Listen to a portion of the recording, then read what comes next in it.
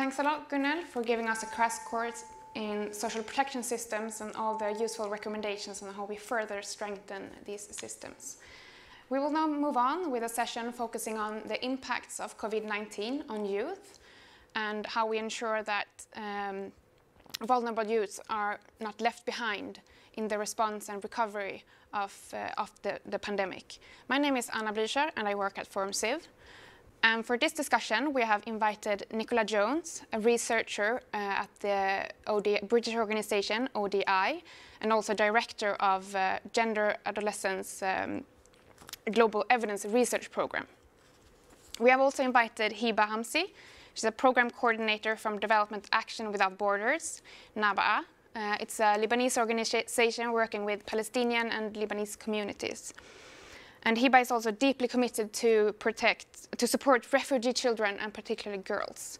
And they have been invited to share their experience, findings and recommendations on this topic. So warmly welcome. I will start by turning to Hiba Hamzi and ask how is the situation for the young members of the communities you're working within? How are they affected by the COVID pandemic and how are they affected by the government responses? Good morning. First of all, thank you for inviting me and to give me this opportunity to speak about the situation of the youth, especially during these different circumstances in Lebanon. During COVID-19, the situation Lebanon is passing the worst situation now regarding the economic crisis, regarding the socio-political situation, and COVID-19 is stress more and more the situation. This lead to unemployability, to living in a violence and under pressure, especially for the youth, whom are the most affected now, youth and the children together. And how about the responses from the government? How are they targeting youth? Yeah, the government, you know that the government now is passing in a very difficult situation. The changing of the government, until now they didn't establish a new government, but the ex-ministers, for example, 2 days ago, the health minister recommend to lock down the country again for 2 weeks because the number of the cases are increasing, of corona cases is increasing, but the Minister of Interior, he refuses this recommendation. The Minister of Education, he's still managing to open the schools by the end of this month, and till now there is no clear decisions toward this situation. For the Minister of Health, they are responding in treatment, in treating the cases, but yesterday they are calling for the community that the situation is intense now, and we are in a very sensitive situation because the cases are increasing, and maybe we are reaching for the time that the hospitals cannot respond to high number of these cases. And how are the young refugees particularly affected? The young refugees, they are suffering double because first of all they are refugees. Second, they are living in these circumstances. At the beginning, let we say that the refugee youth, They are prohibited from their civil rights. They are prohibited from to practice their professions, especially in engineer or doctor. For the doctor, engineer, pharmacy, and if any youth who studied in these professions in university, in addition to other professions, they are prohibited to practice it in Lebanon. There are the refugee youth. They are now suffering from a high level of unemployability.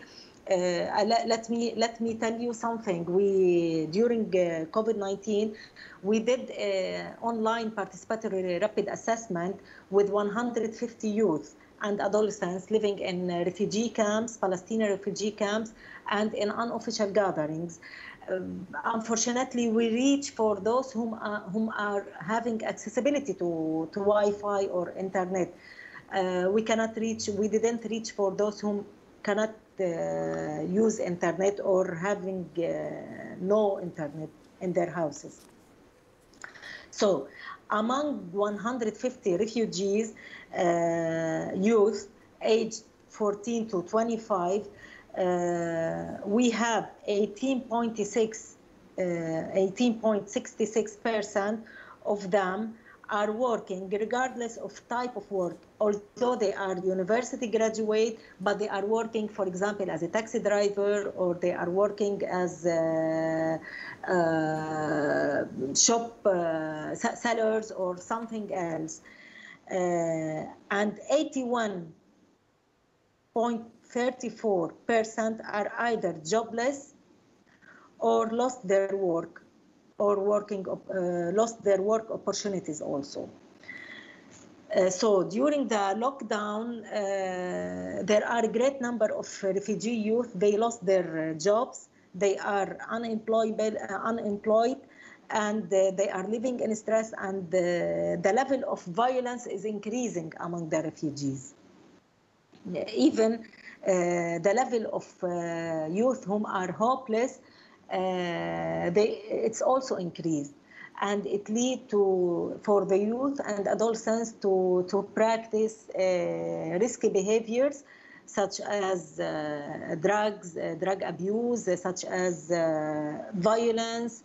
There are cases whom are committed suicide. For example, 2 days ago, we hear the case from Ain al-Halwi camp, a youth who's 22 years old.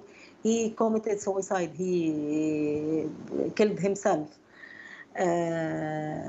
We have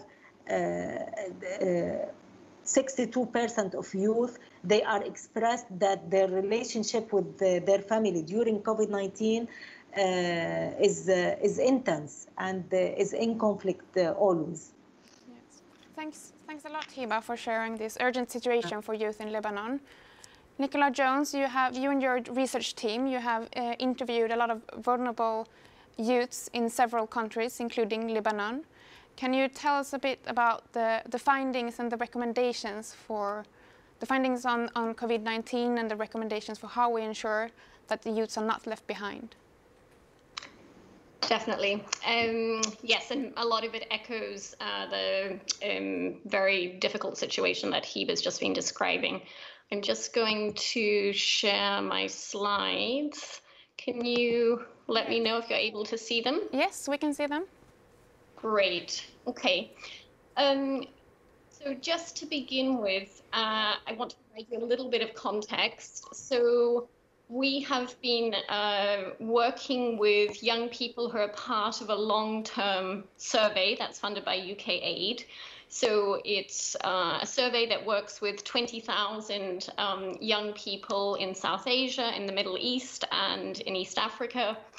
And we have leveraged that since the pandemic started to carry out phone interviews. So the findings that I'm going to be sharing are going to be drawing on 9,500 phone surveys with adolescents in Ethiopia, Jordan, Palestine, and Bangladesh.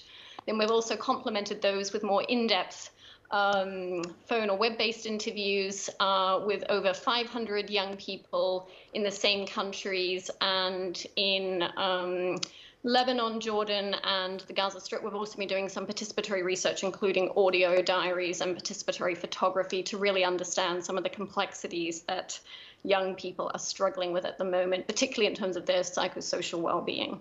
So that's just by way of background.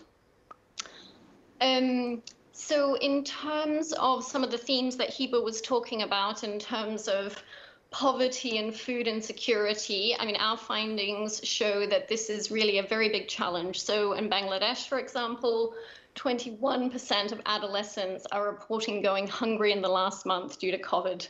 And girls, because of the conservative social norms in the house, seem to be at much greater risk than boys. And similarly, in urban Ethiopia, our data also shows that 45% of households have lost unemployment due to COVID. So just a quote here from an 18-year-old mother in Ethiopia who says, "What's the relevance of staying healthy if hunger is going to kill you any day? If corona kills me, it would be a relief from this life. I just feel sorry for my son."